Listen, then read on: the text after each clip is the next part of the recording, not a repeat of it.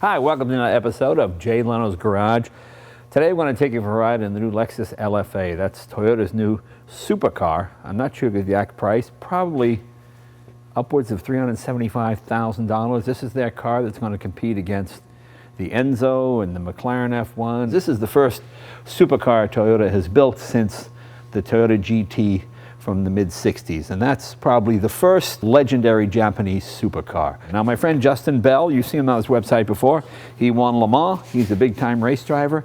He's going to drive it at Fontana. Unfortunately, I can't drive it because I have a day job. I wasn't able to get down there. So Justin was able to go down and take this car for a ride. And so, like you, I'm going to sit back and watch Justin in this video. So I hope you enjoy the car. See you next week.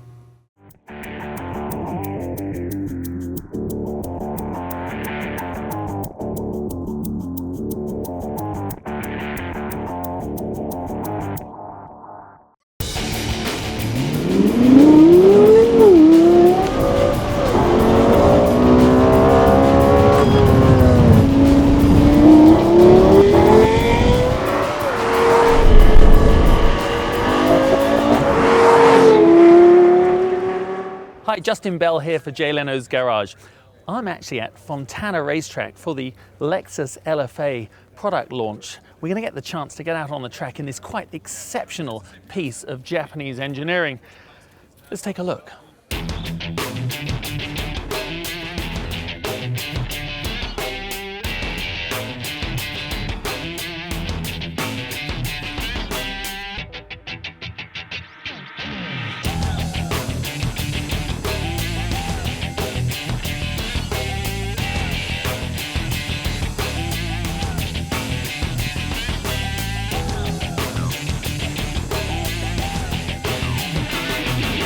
It talked about the aerodynamics a lot in our briefing, and what I thought was purely cosmetic here, these are actually venting the excess heat from on top of the exhaust tunnels there. It's kind of integrated into here. See the heat effect. It's getting pretty warm out here right now. So before I get to actually drive, I go round with the famous Scott Pruitt, who's going to show me the lines and all the safety stuff on this car. Do I look good? That's for safe driving practices. We go out. Well, thanks for having me in your new office, Scott. It's great to be here. Well, it's not all the time you get to take civilians for a ride. Well, not that you're a civilian. I mean, Yeah. you know racing inside and out, but it's fun, especially with these opportunities to spend a few laps with guys. A lot of people who buy these cars never really get to feel what they can do. No, absolutely not. Well, we've got Fontana Raceway. Let's have a little look. Just real quickly, one thing we need to know just before we head out, we're going to decide where we want to be, normal, wet, or sport. Of course, we're going to be in a sport position. And that changes that whole dash display to the, as we know, very race orientated with the 9,000 revs right at the top there. That's exactly fantastic. right. Okay. Otherwise, it's very straightforward. We'll just go up one and give it a little throttle and we're off. Love it. Listen to that sound. I love that sound, especially for a V10. Fantastic. So that's like 8,000 revs in fourth gear there. Auto blip on a downshift, hard braking. And that's doing the downshift for you, correct? I'm telling it to downshift, but it's auto blipping. I love that auto blip. It makes us even look better.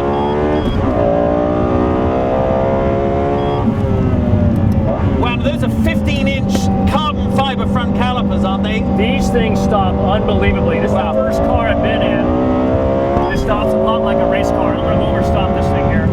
Give you a feel. Wow! Can I tell you, I haven't been next to someone for quite a while. Oh, look at that braking. Unbelievable, Fantastic. huh? Do you know, I haven't been ridden next to anyone since I think my dad drove me around like the Nürburgring when I was 14. I'm actually afraid. Ah! You can just actually feel, compared to a normal road car, that braking consistency all the way down, can't you? Yeah. Up onto the bank. Oh, fantastic. 120, 130. It's 130 shift to 9,000. 40. 150. 156. 156 and very neutral. Sorry, I'm holding on there because I'm clinging on for my bloody life. I hate that seat over there. I hate this seat.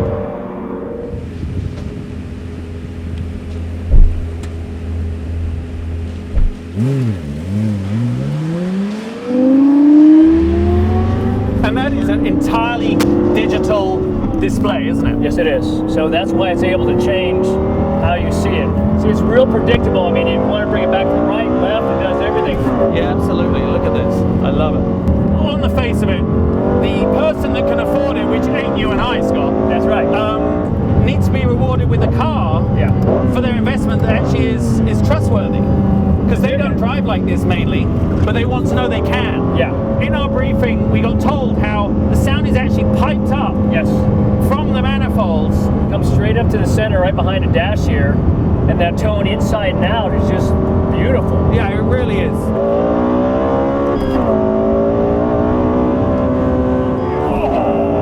But they've done some pretty revolutionary things on center of gravity. That they have, yes, with moving all the radiators to the back, the transaxle, all the shifting components are in the rear. Yeah. Because that's always one of the challenges with the front engine car, right? I mean, Yeah. carbon fiber chassis, stiff like a race car. Yeah. You know, all those things you really need to do. You don't want something very heavy. You want it light, nimble, Yeah. 3,200 pounds, or just under 560 horsepower. And that's it, the horsepower numbers. Now, we talk about 500 horsepower, like, oh, it's got 500. Yeah. 10 years ago, 500 was like the holy grail. Perhaps one of the most surprising things to me about the way all supercars, high-end performance cars have evolved, no longer as a performance driver, a racing driver, when you're out on the racetrack, do you have to compromise for it being effectively a road car, not a race car? With this, my mindset is immediately, you know, high-end performance, get on it, drive it like you mean to enjoy the most out of it.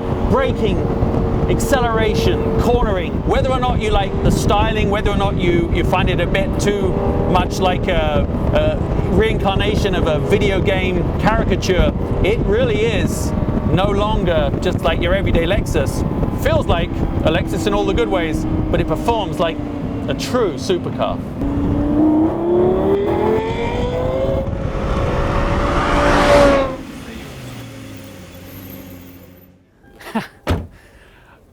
That sound, I assure you, is enough alone probably to justify maybe 100 grand of the price. The harmonics are just spectacular.